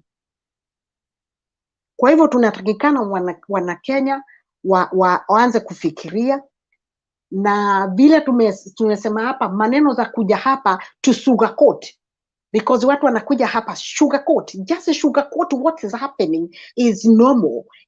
I mean, Kenya should not be complaining anyway, just because tumeambiwa ati I am the president, na Gachagua anakuja kusema people will go to daydream. You go and dream and dream and dream. By the time you finish dreaming, you find Ruto is still there. But you want Kenyans to know there is power in people. There is power in people. And it's the people who bestowed that power to him is the same people who can bring him down to his knees. Kenya economy now is suffering. It is on its knees. For so long, I don't think the Kenya economy has been this way. And this is the high time. People should hold their hands, whether we can or whether we cannot see beyond what we are being told. Let's follow. And when we reach where we cannot see, we will stop and think. We are going forward. When we reach where we cannot see, we will stop and think. But before we stop, when we can see ahead, let's go ahead. That is all I can see. Thank you very much. Asante. Mzalendo, tunaomba utoke kwa curtain so that we admit you into the show. We don't want people behind the curtain. Thank you so much, wamama kibao mbele. Na sijui kama uko Kenya, mimi nasikia kwamba that transaction fees the bank zimeongezeka. So I'm trying to understand, wamama kibao mbele, brother Benson, Domi. Sasa ni kumaanisha kama nimekutumia pesa, brother Benson, tuseme nimekutumia $100, kumaanisha haitakufikia kama $100. Ukienda kutoa kwa M-Pesa itakuwa less. What is the implication? I think what is happening is what will happen is that, like, when you will be sending $100, there's that transaction fee that will be charged. For instance, maybe sometimes they might charge, maybe they used to charge, maybe you're sending 100, but they're charging you 27. So they'll not be charging you 27, because when you are sending, maybe you have like 200 in the account and you're sending 100. The guy is going to receive $100, but the transaction fee is different from the money that you are sending. Sasa akitoa pesa, tuseme kama hana pesa ingine yote kwa So M-Pesa. there are two things here. There's a transaction fee and withdrawal fee. Yeah. So when usually you send money, you will always send money in the for, let's say, for if you want somebody to get 100 shillings, you might say that I'm sending you 30 shillings on top of 100. So which means that includes the withdrawal fee. This one, the 30 will be, so the 30 is going to be charged when he or she withdraws the money. Yeah. Then there's what we call also transaction fee. So when you will be sending 100, the 100 will be going, but there's also money that is being charged for that, sending that money. So maybe, for instance, I'm not very sure. I'm just giving an example. So, instant for withdrawal and sending the money, you might be charged maybe something like around $50. Wow. But by first, there's something that I know. By 1st of January, the banks they gave notification to all their customers, like it was going to take effect. They will realize their charges when they use M-Pesa transaction. That was there. The bank sent that one, and I know. I think somebody went to court about that, and even like the central governor gave directive to the banks not to overcharge, but they still do it. If you check at your transaction fee, they're still not the same as they used to be before. If you're very keen. So it means okay, I watched the Safaricom boss talking, and he's saying for the last, I don't know, about 2 months, so the people have reduced, the transactions have gone down by some fraction. I know that he was saying a third or something, and should play that clip. Did you watch the Safaricom speaking? And both saying, he was saying that people have reduced transacting in M-Pesa. Because the reason is that can be true, because when you look at the majority, even like the mama mbogas and everybody, the M-Pesa transaction has made it very easy. One, they don't lose their money very easily. Like there's what we call pochi la biashara. You can pay them through there, even if it is a small amount. So sometimes, even in the matatus, when you do the Nairobi rides, I was doing it. Even in the villages, there's a way in which they give you the number on the bus. You just pay through M-Pesa. You don't have to carry the cash to do that. Like the cash transaction is kind of like going down. So when these charges were being flouted, like people are saying, I rather use cash to pay you rather than doing transaction that is going to take like more than what I expect. So that might be true if they said that, and people are scared of those charges. Yeah, that makes sense, because earlier years when M-Pesa came, I also learned I could do my shopping in the supermarkets with just my phone, and I found it so easy. Or even my child found herself as a supermarket, na kuna kitu alikuwa nataka ningelipa tu kutoka kwa nyumba kama nimelipa. Yes, it was so easy, and Kenya was becoming a cashless society without even having these credit cards we have here. And it's if you come to the West and explain to them about M-Pesa, they can't believe it. They're like, wow, this is awesome.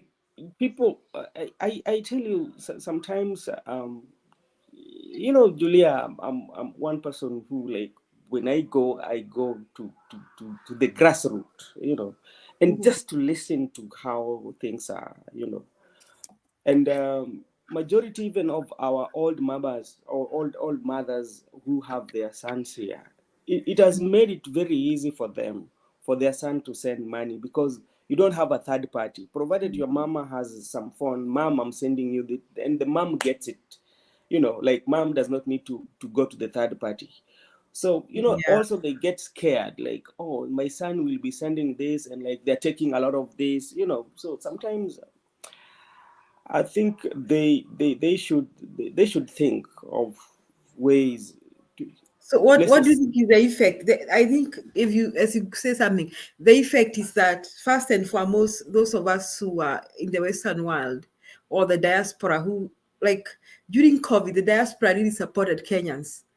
Yani ulikuwa hata kama kuna dada yako, unaona kama uko na kichwa mzuri, huwezi kanyamaza ukifikiria dada yako analala njaa ama ndugu yako watoto wake wanalala njaa. You know, if you have a good head, you cannot do that. You'll do something about it.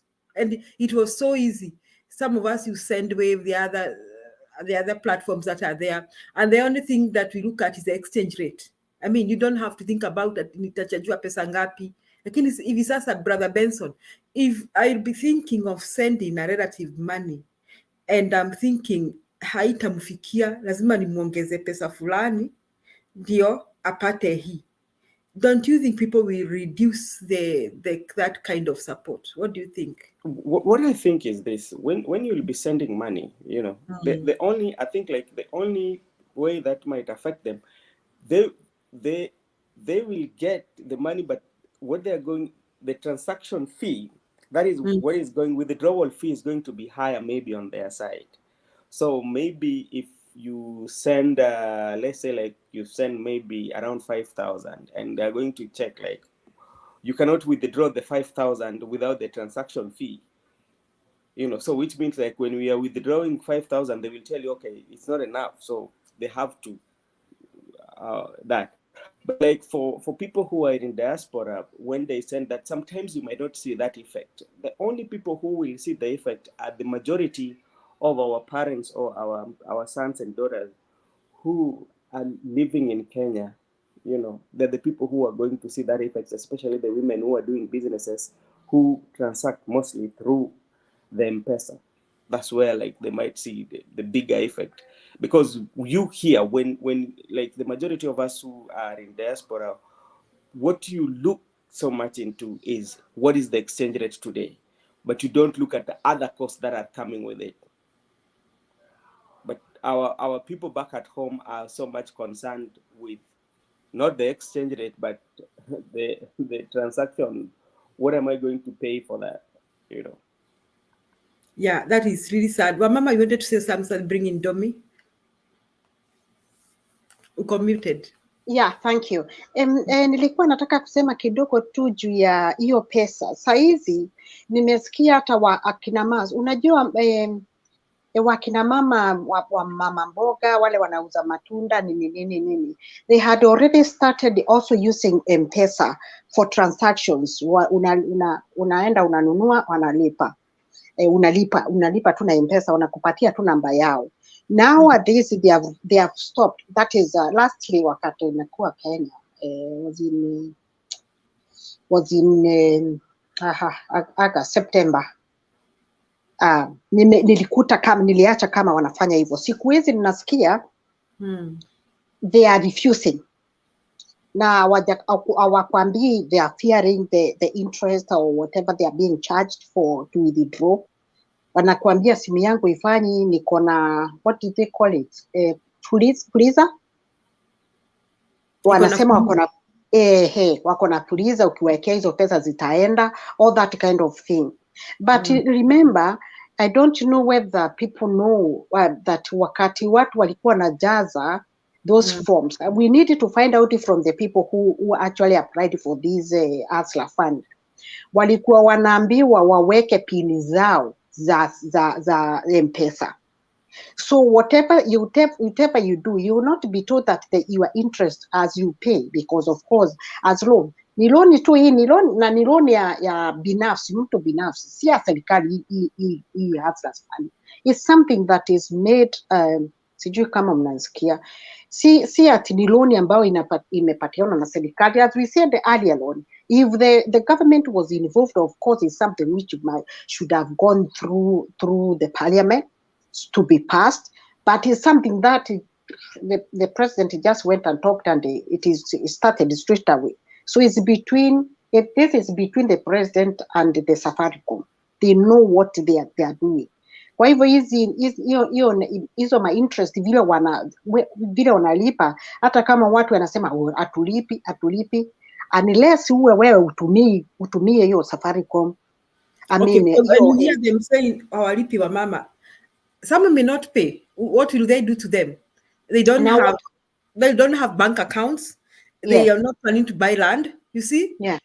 So if they don't pay, what is the worst they can do? Because I know people when you wamebadilisha namba zao wameenda kwa ile line nyingine. Sijui ni Airtel ama nini. Inaitwa Airtel ama inaitwa which is the other line? Airtel, yeah.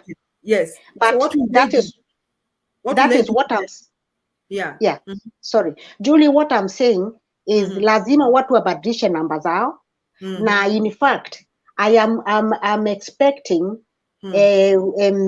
wakati Raila taongea on Sunday, I'm expecting him to talk to people about transferring to Airtel. This is something which happened even in 2017. You remember 2013? 2013.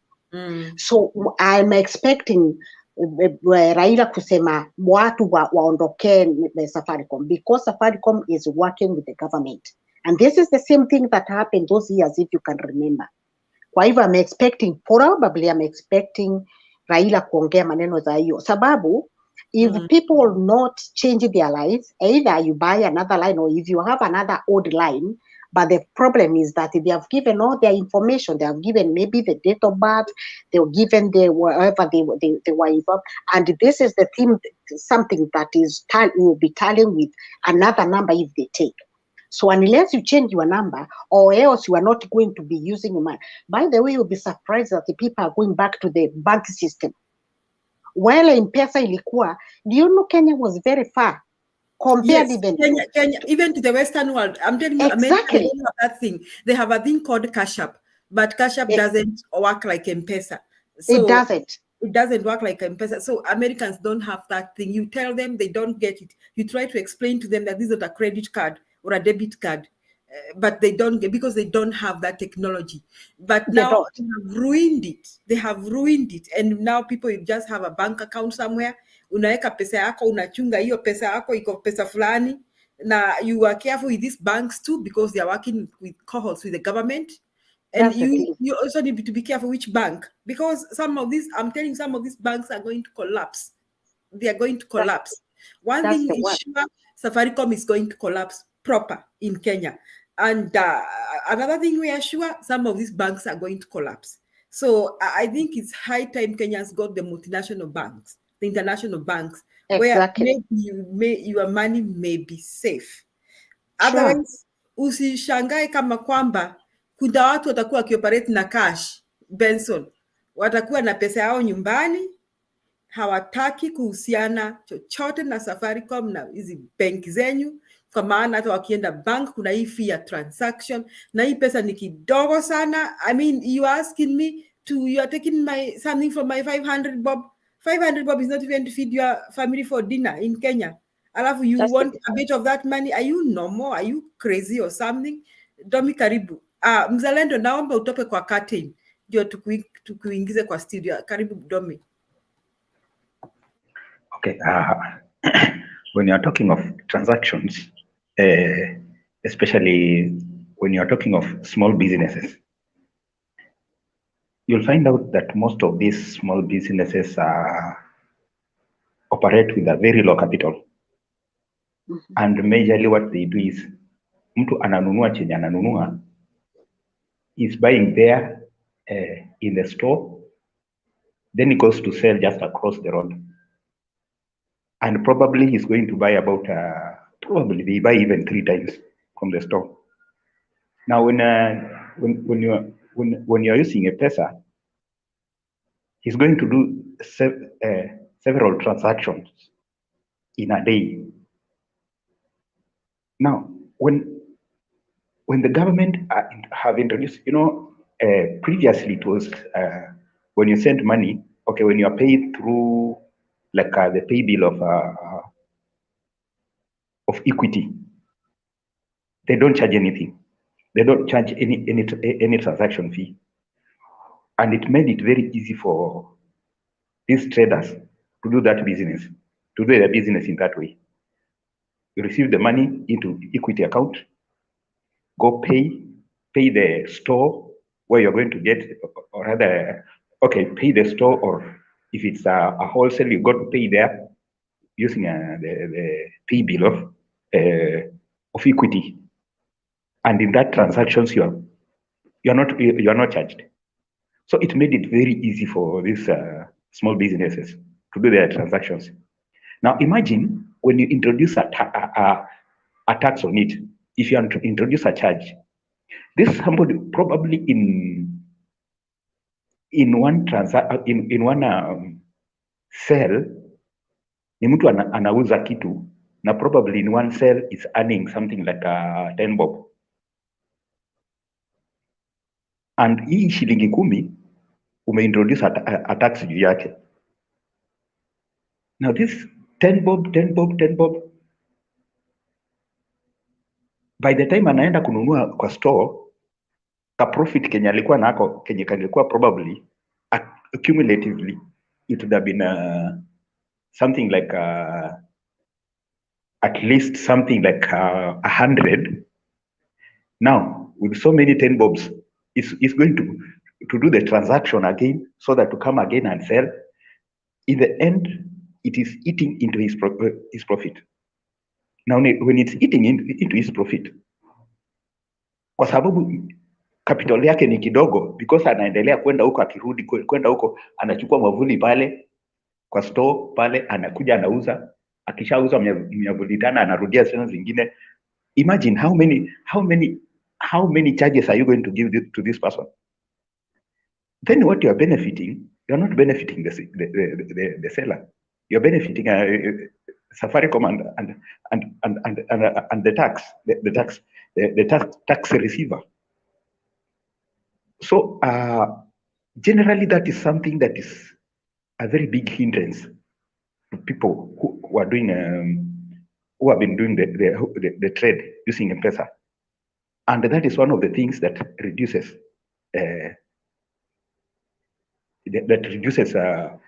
transactions. And by the way, for such a traders, the more he transacts, the more he earns. Now, if at all now he has to reduce number of transactions, it's also going to reduce his profit. In other words, haujamsaidia. It means it just boils to telling us that the government was not really for the hustler. And if anything, I may say that I can say without fear of doubt that is a clear statement to tell us that the sitting government is not there for a hustler. It is majorly a revenge mission or a competition between somebody who feels that he's supposed to be as rich as those other people. He's supposed to be a dynasty, as they call themselves. Okay. What I'm saying here is into competition yenye watu wako nayo, and in fact it's just ni wivu. Let me make it easier. Ni wivu Ruto ako nayo na matajiri, na yeye angekuwa anatamani yeye pia angekuwa tajiri kama hao. Somebody has said here, and I think I believe what he was saying is true. Pesa ya serikali inapitishwa parliament. It's supposed to go to the parliament, they legislate, they make laws about it. I'm wondering how this money was released to the so-called hustlers without any legislation. Really? Without any budget? Really? How? I think it tells me, it only, as I said, I don't need somebody to tell me about it too. It's just 1 + 1, it's 2. It cannot be government money. That is personal money. Somebody is doing business. Because if it was government, why put there an interest? Or if it's supposed to be an interest, afadhali ungeweka something like 1% to cater for these small charges. If anything, the government is supposed to take care of all other charges, so that to help a common man. So I think it's just a clear this a scam. You see, saa zingine, we need just to think. The problem with Kenyans is that we sometimes refuse just to think. Facts are on the table. Now, look at this the so-called hustler. What can build that hustler is this, and it was a very simple thing. Ebu angalia huyo mama mboga. I'm assuming that kama okay, hao mama mboga wamepewa pesa, wanaenda kufanya biashara. You are giving this person 500 shillings. Aenda afanyie biashara.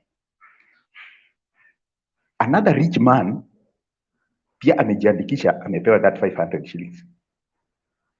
Now, what was it? Who was the target? Because something without structures is just a scam. Hii pesa ilienda kwa matajiri na maskini. Hata ni ile tu, kwa sababu we cannot go into people's accounts kuangalia. Most likely watu wenye walifaidika hiyo ni watu wako na pesa, kwa sababu kuna watu walikuwa wanapata 1000, kuna wengine walikuwa wanapata 500. Wenye walipata 1000, okay, there's somebody who got 2000 anyway, lakini this person mwenye alipata 2000 is somebody who has money, because okay, they will talk of, oh, we want to see how you have been transacting. Now this is somebody who does not need that loan. Mwenye anahitaji loan ni yule mwenye hana, but he's being given 2000. The person who needs that 2000 is given 500. Really? Hiyo ni kusaidia maskini aanzishe biashara? In addition to that, everybody has been given that money. Sasa hata yule mwenye hako anauza mboga pia ataenda kuanza kuuza mboga. Mama mboga kwa hiyo kijiji walikuwa watu 5. Sasa wameongezeka, wamekuwa watu 10. They are selling to how many people? To a community probably of 100 people. So, are you increasing the profit of these guys? No. How was IT? The best way is create employment. Create another way of employment. Watu, so that the mama mbogas that are 10, that are 5, wapunguke wawe wawili.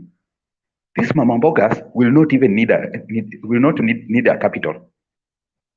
Hawatahitaji capital, because they know hii pesa unachukua sahi, hawa watu, hii population iko hapa, by evening utakuwa umepata hiyo profit, because there is so much sales that you are going to make. But now you are dividing the sales. Mama mboga 10 vile walikuwa 5 walikuwa wanapata 200 shillings. Sasa wameongezeka, wamekuwa 10, kila mtu 100. They cannot even feed their houses. You are not helping them. That is why Raila was saying the Azimio thing was industrialize the nation. Just industrialize the nation. You will not need this 500 thing. Industrialize the nation. Out of the industries, you will get enough tax. Out of the industries, you'll have more people employed in sort of some formal. We'll got sort of some formal employment, and we'll have other people who will be doing trade with the factory. If it's a company or whatever, they'll be doing business with that. That's an indirect employment. And once you get such a thing, you will have enough tax, and everybody will be busy. And I will say again, munaita hawa watu wenye wanaenda kudemonstrate ati they are idlers. Yes, okay, they are idlers, fine. Now, why can't you make them busy? Hakuna kazi, ile kazi walikuwa wanafanya umewanyang'anya. And point of correction, Mr. Muzalendo, ulikuwa hapa, alafu kuna kitu chenye uliongea that I was not able to rebuttal. Remember, mtu anakuambia hapa, I think Big J aligusia, you are stopping ile pesa watu walikuwa napata kila siku, alafu you are saying you are promising, because it's a promise, ati tutaanza kufanya mijengo na mtapata kazi huko. Okay, mnafanya mijengo Nairobi, what about mashamba? Okay, mnafanya mijengo Nairobi, what about Bungoma? Kwetu hakuna mijengo inafanywa. That one is in the control of the governor. And by the way, not everywhere hiyo mijengo itafanya kila pahali. And another thing that is a fact, this one is underlined it. Ruto has always lied. He does not deserve under any way to be trusted. He has lied. Na kuna vitu kila chenye anasemanga anasema anadanganya watu, kesho hafanyi. He does not do it, or he does something different. So afadhali uache hiyo kazi kwa vijana waendelee kufanya. Ile siku utaanza mijengo, then people will go there. But stopping it is malicious.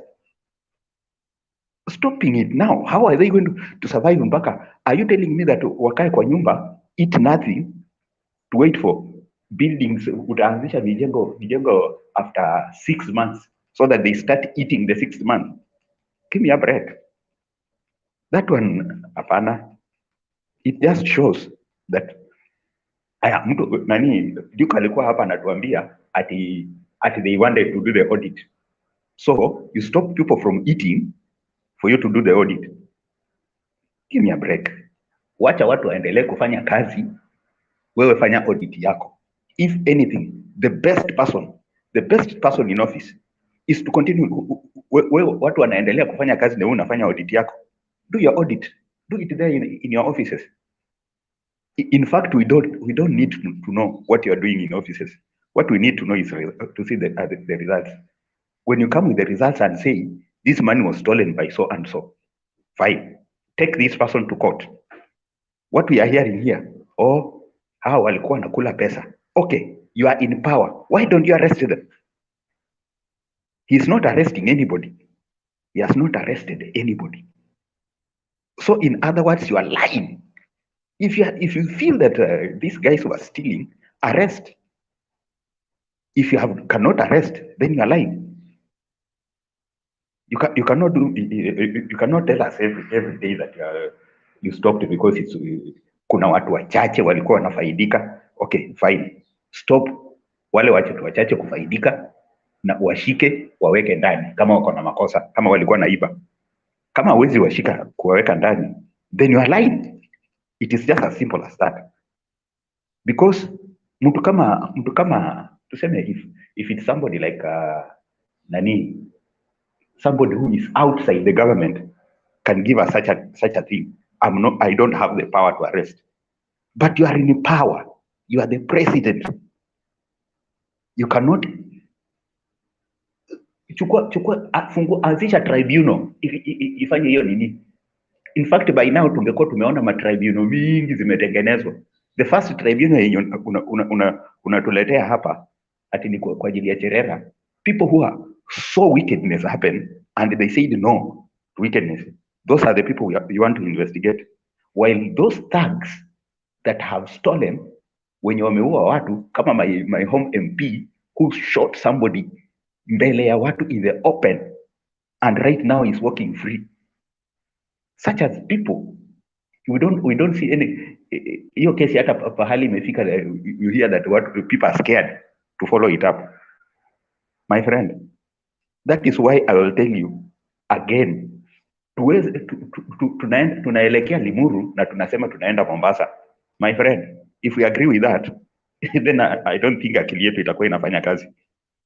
Uko kwa basi inaenda unasema uko kwa basi inaenda Mombasa, then inaelekea Limuru, ikienda hivyo inapanda Uplands and you are seated, then there is a problem in your head.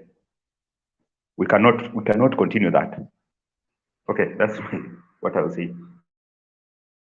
Asante Domi, hiyo hustler fund, hata au mama mboga, they won't increase. Let me tell you, how much would you do with 500? Do you know of anybody who got the hustler fund na kaanzisha biashara? I want those who are watching, the members of the panel, the people in the comment section, kama